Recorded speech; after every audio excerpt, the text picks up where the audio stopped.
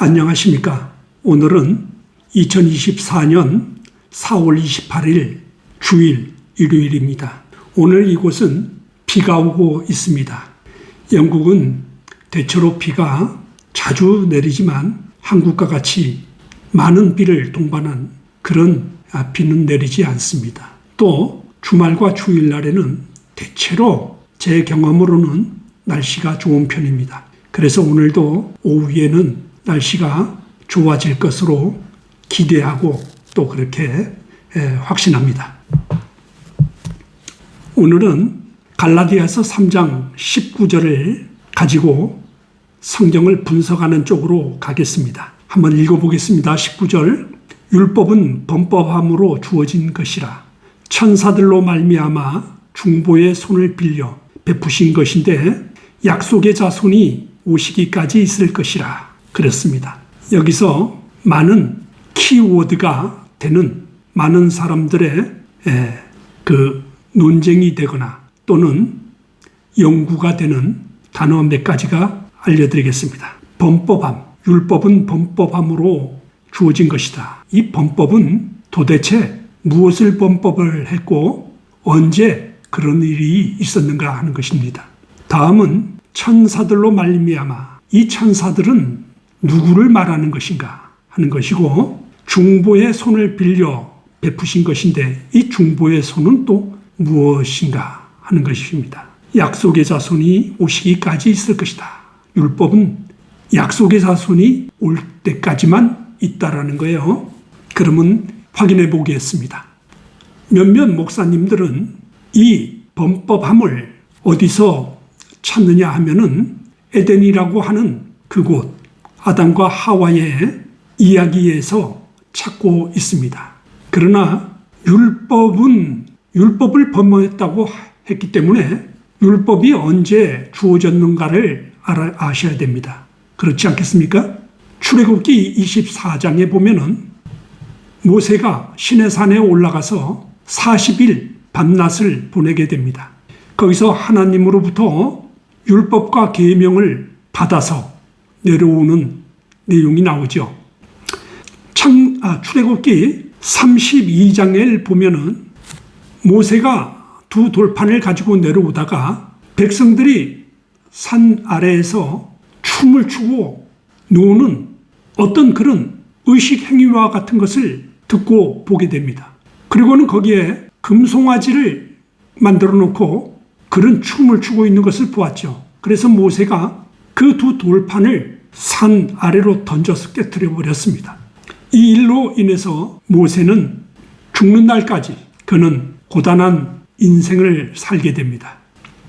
출애굽기 34장에 보면은 하나님께서 모세에게 명합니다. 내가 만들어준 그 돌판 똑같이 너가 만들어서 가져오라는 거예요. 그러면은 내가 쓰겠다라고 했습니다. 그리고 모세는 아침 전에 예비를 했습니다. 그걸 다 다듬고 만들었다는 얘기죠. 아침 전까지.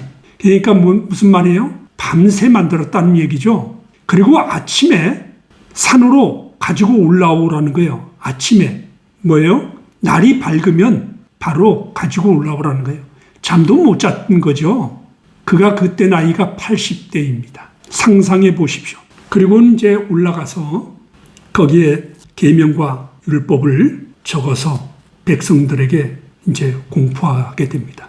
출애굽기 34장 11절과 15절 거기에 읽어보시기 바랍니다. 그러면은 하나님께서 가나안에 들어가서 그 거민들, 가나안 주민들 6부족이 있습니다. 다른 책에서는 7부족이라고 나오기도 합니다. 그 6부족이 있는데 그들과 언약을 맺지 말라라는 거예요. 관계를 맺지 말라라는 거예요. 혈연 관계, 어떤 정치적, 사회적 이런 모든 그런 것들을 그들과 섞이지 말라라는 거예요. 왜 그랬느냐 하면은 그 6부족은 그들의 태생인 그 본래 조상들이 믿고 있었던 그 신들을 믿고 있었습니다. 그것이 대표적인 아세라상과 몰렉상을 그 대표적인 거죠. 사람을 잡아다가 희생제물로 바쳤던 그거예요. 그러니까 그들을 썩지 말라라는 거예요. 반복하지만 전 세계는 이런 우상들을 섬겼던 것입니다. 한국도 마찬가지입니다. 그 조선시대 말기까지 조선이 망하는 그때까지 이러한 일들을 했습니다. 믿지 않으시죠? 달력도 없었습니다. 일찍이 일본에서 갖고 온 것은 있었지만 그것은 거의 폐지 수준으로 사용되지 않았습니다. 그런데 최근에 우파와 좌파의 양대 산맥이라고 하는 그 좌파의 그 아주 인기 있는 그 사람 몇몇이 동학은 우리 민족의 정신으로 하자는 그런 연구를 하고 있습니다. 또 그렇게 사람들을 현혹을 시키고 있습니다. 이 사람들이 환생을 했으면 어떤 사람들이었느냐 하면은 그 당시에 아주 배부른 사람들이었어요. 그 다시 태어나가지고 그 본향에 그 짓을 잊지 못하고 그 일을 하려고 꾸미는 일들입니다. 이 얼마나 얼빠진 사람들입니까? 이들이 전부 서울대학을 나오고 하버든지 어디 그런 데를 나왔다는 거예요. 인간이 그렇습니다. 인간이 자기 명예를 위해서 사람들을 속이는 것입니다. 그게 몰렉과 아세라예요. 이제 아셨습니까? 여러분은 성경을 얘기하면은 성경이 마치 원시적인 그런 이야기, 그런 수천 년 전의 이야기, 그런 것으로 생각을 하고 있습니다. 여러분, 수십만 명 또는 수천 명, 수억 명이 믿는 그 성경이 그런 수준 낮은 책이라고 생각하십니까? 우리가 지금까지 같이 나눠본 것으로만 해도 얼마나 깊이 있고 위험 있고 그리고 사실로 드러나는 것을 발견하게 됩니다. 여러분, 지식인들 그들을 함부로 믿지 마십시오. 그들은 여러분을 멍청하게 해야 그들이 빛이 나는 겁니다. 그래서 이 범법은 바로 모세가 시내산에서 내려온 때부터 생기게 되었던 것입니다. 그래서 이제 이것이 그러면 어떻게 벌이 되는가 한 가지만 이야기하겠습니다. 안식일은 쉬는 겁니다. 쉬는 거예요. 3000년 전에 쉬는 것이었습니다. 우리는 100년 전에도 없었습니다. 쉬는 거예요. 그런데 이제 서서히 변화가 옵니다. 안식일은 어떻게 여행을 하는 사람에게 얼마까지 여행을 해야 안식일을 쉬는 것인가? 이런 이제 거리 측정이라든가 또 안식일에 밥을 해서 먹어도 되는지 안 먹어도 되는지 고민하게 됩니다. 불을 피우지 못하는 거예요. 그러니까 밥은 못 해 먹는 거죠. 그러니까 안식일 전에 이미 먹을 것을 만들어 놨다가 안식일 날 그것을 먹는 거예요. 그러다가 안식일에 일하는 자는 돌로 쳐 죽이라는 거예요. 안식일이 그렇게 험난하게 변형이 되어서 내려왔습니다. 그래서 호세아서 2장에 보면은 날과 달과 절기와 안식일과 모든 것을 폐했다라고 기록되어 있습니다. 폐하였다고. 여기서 하나 더 짚고 넘어가겠습니다. 6월절이 아비볼입니다. 아비볼. 그리고 이스라엘이 포로로 외국에 잡혀갔다가 돌아왔을 때 와서 지어진 아비볼이 바뀌어 니산월이라고 바뀌었습니다. 이 말은 뭔 말인고 하면은 잃어버렸다는 거죠. 6월절이 날짜를 잃어버렸다는 겁니다. 지킬 수가 없는 거죠. 그래서 니산월이라고 하는 또 다른 말로 물론 같은 의미입니다. 그러나 그것이 회복되지 못하고 니산월이라는 말로 사용하게 되었던 것입니다. 이제 하나님이 가지시고 있는 그 본 의미는 다 잃어버렸던 것입니다.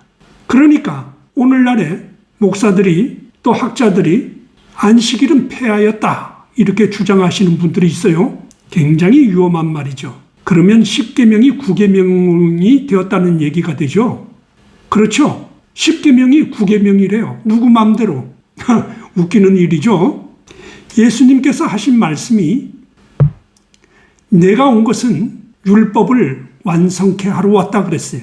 그 완성이란 말은 원래의 그 의미와 그 내용을 바로 세우겠다는 거죠. 침례가 성소에 있었는데 이 지구상에 제가 영상으로 10년 전 문서 선교로 발표하기 전까지는 전부 세례가 침례라고 했던 겁니다.